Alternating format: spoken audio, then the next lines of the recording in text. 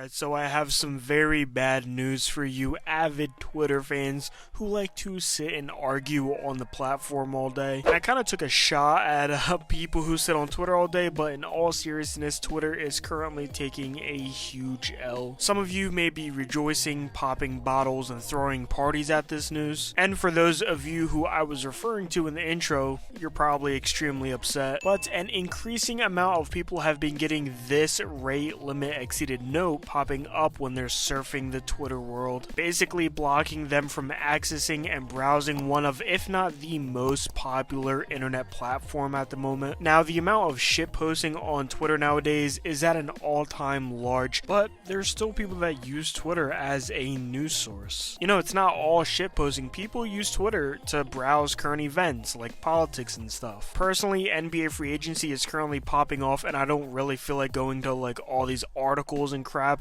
on the internet for updates. So right now I am refreshing Shams and Woj's Twitter page like crazy. But I feel like ever since Elon's acquisition of Twitter, the site's been on an insane roller coaster with no end in sight. I mean, at this point, Twitter has just become Elon's playground where he feels like doing whatever the hell he wants to, and we're just his subjects. We're just like little mice running around the maze looking for the exit. Now, as you see, the reasoning behind this change is to address the extreme levels of data scraping and system manipulation, and as yet another ploy to force people into buying Twitter Blue, subscribers get more time on Twitter. Twitter Blue verified members get a whopping 6,000 posts viewed per day. Unverified members get to read 600 posts per day, and too bad, so sad for you unverified new people because you're only getting 300 per day. And it is just baffling to me that Elon and Twitter as a whole are actively pushing their audience away from the app and the site. I mean, this is obviously just a insane ploy to get more people to subscribe into Twitter Blue, and I'm sure it's working. But at the same time, even people who have Twitter Blue have a limit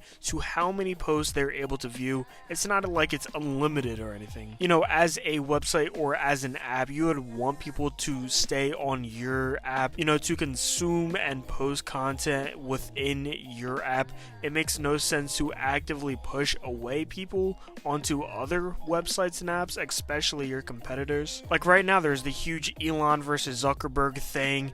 This could maybe push a couple people over to Instagram. I would hope not, because Instagram sucks. But and you know what this shit reminds me of? Those like crappy mobile games with a stamina system where you perform like 15 battles, but if you want to keep playing, you'll need to wait 5 hours or purchase more stamina. It's just the stupidest shit ever, and it's sad to see Twitter going down that path. And recently he updated it and upped the limits to 8,000 posts for verified, 800 for unverified, and 400 for new accounts, as if that would really make any difference. I mean, good job, Elon. You've allowed people to use Twitter for an extra 10 minutes. Going back a little bit though, the issue of data scraping is a real problem.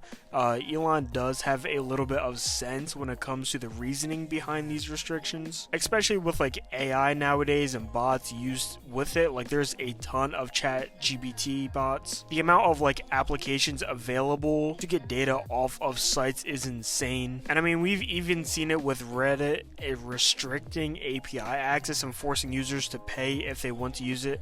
I've covered that whole drama multiple times. The amount of data requests happening due to these like AI chat GPT bots is huge, obviously causing a lot of bandwidth issues and causing these companies running the sites and applications to have to chuck a boatload of money just to keep them up. So at the end of the day, yes, I kind of understand why Elon is doing this with Twitter, and even why Steve Huffman is doing the same with Reddit. So in the rigorous pursuit to cancel out the bots costing Elon so much money, he's effectively killing Twitter. So while I would personally go nowhere even close to 300, 600, or even 6,000 posts viewed per day, to those who are viewing Twitter that much, they may want to view and post content elsewhere due to these restrictions, like my channel if you want to subscribe, you know. I'm sure Elon and his team are possibly working on reworking these restrictions, but at their core, I'm sure they're here to stay. You can